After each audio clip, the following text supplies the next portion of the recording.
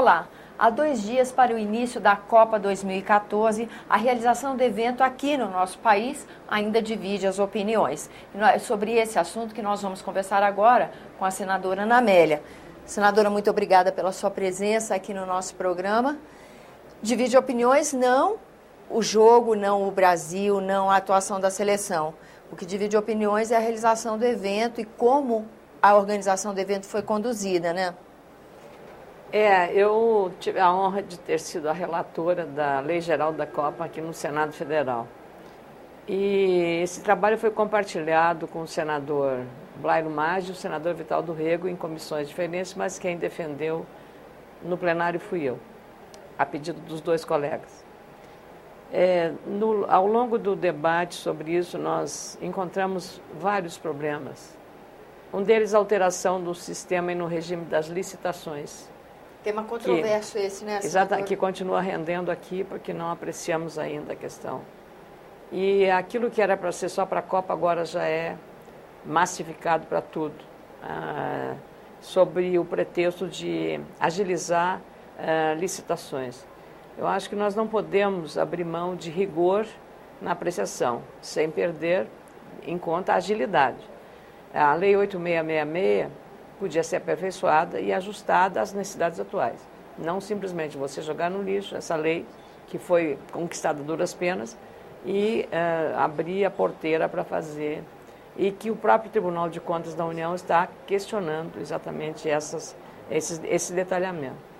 Esse é um primeiro ponto. O segundo ponto, ao assumir um contrato internacional com a FIFA, eu não tive outra alternativa senão acolher mesmo aqueles pontos polêmicos, como, por exemplo, a liberação de bebida alcoólica nos estádios.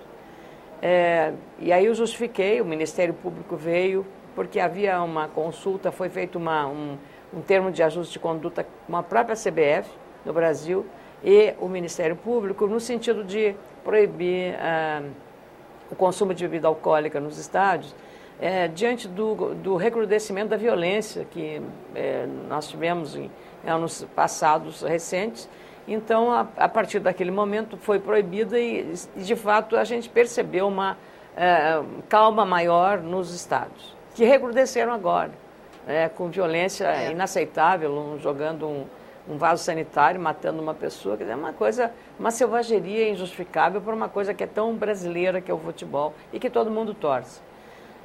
A Copa está revelando, primeiro, eu acho que a imprudência de nós não termos medido adequadamente o custo que seria para o Brasil,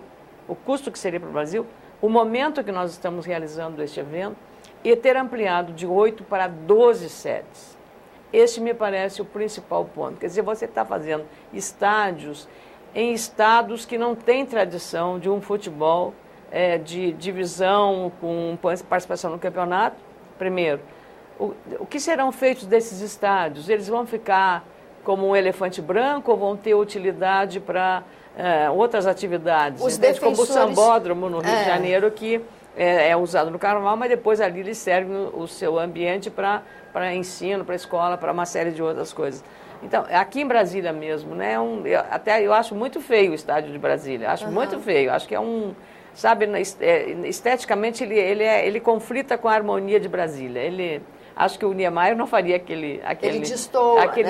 Ele destoa um pouco, ele está mais para para um Coliseu Romano, né? Uma coisa assim, do que propriamente para uma coisa da modernidade. Estádio do século XXI, né? Uma coisa mais leve, né? Cidade com esse contexto. Ali ao redor, muito verde, nós temos, é tão bonito, o próprio Palácio Buriti assentado, o Centro de Convenções de Ulisses Guimarães. Ele está, para mim, assim, aquela coisa... Tribunal de Justiça do DF, aquele lugar é bonito mesmo. Aquela região. Então, ele tinha que ser uma coisa mais leve. Mas, enfim, não estamos discutindo estética, mas sim a questão da Copa. Então, você ter feito isso em um estádio caríssimo, esse foi bancado inteiramente com recurso público. Né? Aí é que vem a questão. Não só foi bancado totalmente, como é tido como o estádio mais caro do mundo, né? É, muito caro, todos os problemas. E,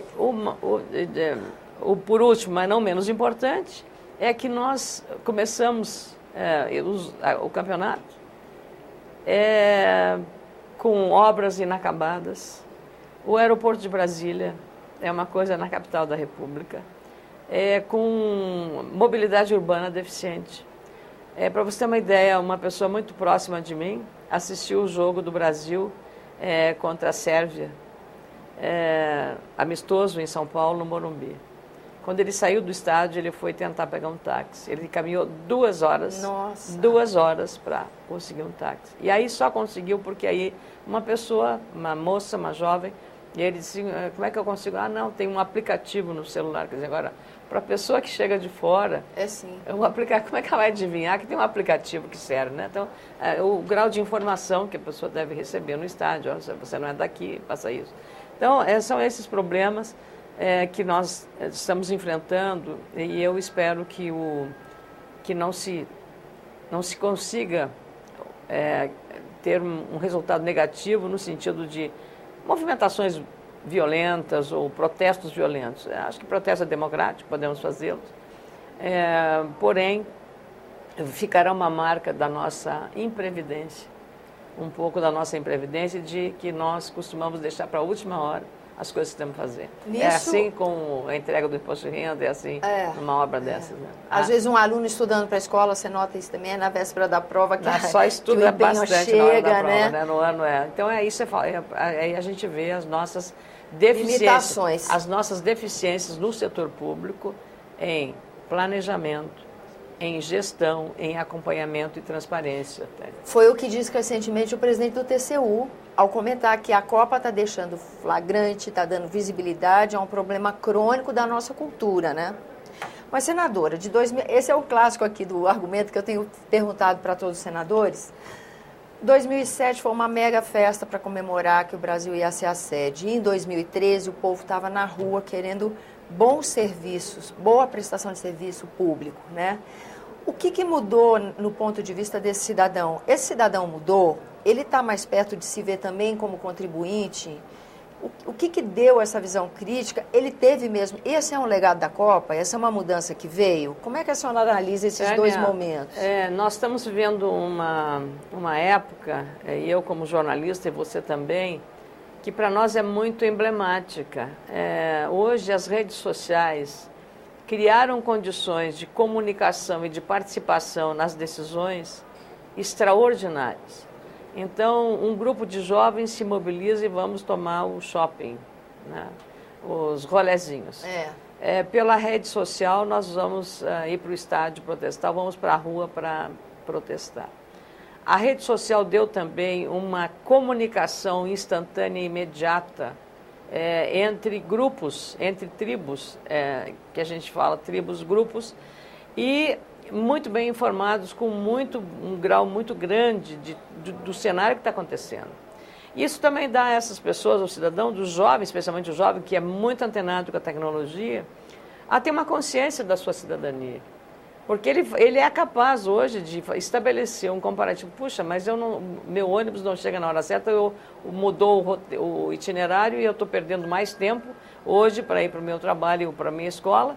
E, no entanto, vão fazer um estádio aqui. Então, não adianta querer descolar isso, porque isso tem que estar colado. Ou você vai, como aquele caso lá no Rio, que aquela pessoa um fotógrafo famoso, né, que caiu, teve um mal súbito, era um ataque cardíaco, na frente do hospital de cardiologia, um hospital público, né, e ali o descaso disso, né.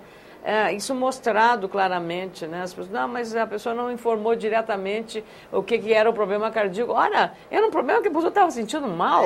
Não era um problema de ser do coração, ou ser da bexiga, ou ser dos rins, ou ser da perna. E ele não tinha que atender. Era um hospital. Era um hospital que estava ali, a pessoa falou, tem uma pessoa passando mal. Vai lá e pega a pessoa e vê o que é. Entendeu? Não, nós não temos culpa, porque não disseram que ele estava com problema cardíaco. Ora, puxa, a pessoa que é um hospital, seja especialista em cardiologia, ou seja no quê, vai ali, um hospital público, vai ali, pega e atende. Manda um enfermeiro, manda um médico ali para... Deveria ser obrigação de qualquer hospital, que dirá o público, né? Então, essa consciência, as pessoas foram ali, a pessoa foi lá, né? Ele começou a ligar, foi lá avisar, olha, tem uma pessoa passando mal ali. Ela fez a sua parte. Então, isso causa indignação exatamente nessa hora. Então, você tem atenção, prioridade para dar essas coisas, não tem para dar para as coisas realmente essenciais. mesmo que futebol seja uma coisa, não dá para dizer que não é essencial para o Brasil, porque é essencial. Não é a questão do ópio do povo, não.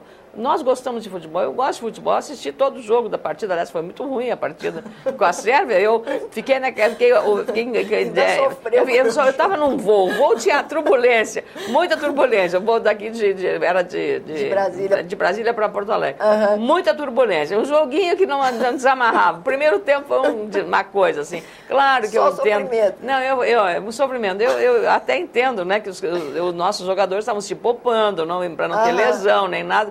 Não, mas para aí, não acertavam um passe.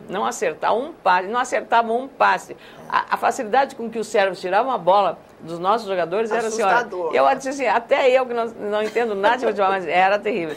A segundo tempo melhorou bastante e acho que o Fred nos deu uma alegria enorme, assim, aquilo que o Fred fez, assim, com aquele esforço deitado lá, chuta a bola e faz um gol. Ali, assim, ele cavou aquele gol, né? Porque ele na raça, então... Ali está o retrato de um Brasil que nós queremos, mas que essa raça a gente não está aplicando nos setores que se interessam, que é o setor público, que é o planejamento, a gestão, a transparência. Isso, né? Porque senão fica muito complicado. Senadora, para encerrar, até que ponto a realização do evento, a atuação da seleção são fatores que vão influenciar na urna esse ano? Acho que não terá nenhuma influência. Nenhuma influência. Por quê? Eu vou dizer o que disse o motorista de táxi em Fortaleza. Isso é bom. Isso é um bom termômetro. Uma pessoa também próxima a mim indagou para o motorista de táxi como é que estava lá. Aqui a gente não está muito, não. Até fez um comentário, as empresas que vendem as coisinhas da festa e tal, elas estão quebrando porque não vendem as coisas. Mas e se o Brasil ganhar a Copa? Presta bem atenção na resposta de um motorista de táxi, Fortaleza. De que adianta o Brasil ganhar a Copa do Mundo de futebol e ser o último em saúde e educação? Resumiu tudo, né? Então, eu acho, aí é que eu volto àquilo que hoje a rede social e o contato que você tem muito instantaneamente com as pessoas, hoje o primeiro nível de comunicação, hoje, que as pessoas são informadas, é pela TV. O segundo, rede social. No Brasil, rede social. Portanto, nós estamos operando numa área muito importante. Depois vem jornal e depois vem rádio. Olha só, o tamanho que está a internet, né? O tamanho tende a aumentar. Então, essa visão crítica... articulador. Então, essa visão crítica, ela vai perpassar. Quer dizer, olha só, com esse... Eu nunca teria essa conclusão assim tão... Eu diria assim, tão crua. Foi pragmático. Não crua, assim, tão real, né? Aí eu parei assim, puxa, ele disse isso, e eu ouvi a gravação, porque a pessoa acabou, posso gravar isso que você falou? Gravou e me mostrou, né, a pessoa falando. Nossa. E o que ela disse, todas as avaliações que ela fez, totalmente pertinentes. Muito judiciosas, assim, não era uma pessoa raivosa, não, uma pessoa que estava fazendo uma análise, olha, mas assim, é uma pessoa que está sentindo a realidade, né? Então, e é uma pessoa que conversa muito com as pessoas, não é? Eu acho que é esse, por isso que ela não vai ter impacto sobre a eleição. Esse reflexo na eleição. Acho que não, porque são coisas distintas. O eleitor vai ver o que os candidatos estão fazendo. Porque eu acho que a eleição tem que ser uma campanha muito limpa. Essa história de estar atacando o candidato, atacando o adversário, é a pior coisa que tem. Só perde quem faz o ataque. Especialmente porque o ataque normalmente é calunioso, é difamatório, é injusto. E aí não é uma coisa legal. E não é construtivo. O que o eleitor quer é o seguinte, o que você fez, qual é o seu passado. E hoje a rejeição das pessoas nas pesquisas está mostrando. A pessoa vai comparar. E os candidatos com maior índice de rejeição foi porque ele não cumpriu o que prometeu. Que bom, né? Esse é um crivo que o eleitor tinha que fazer mesmo. Exatamente. Senadora, muito obrigada pela sua presença aqui no nosso programa. Obrigada. A você que nos acompanha, muito obrigada pela atenção. Esse é o programa Argumento. Eu sou Tânia Horman e você pode participar do nosso trabalho. Envie suas sugestões ou críticas para o número de telefone ou endereço eletrônico que aparecem na sua tela. Até a próxima.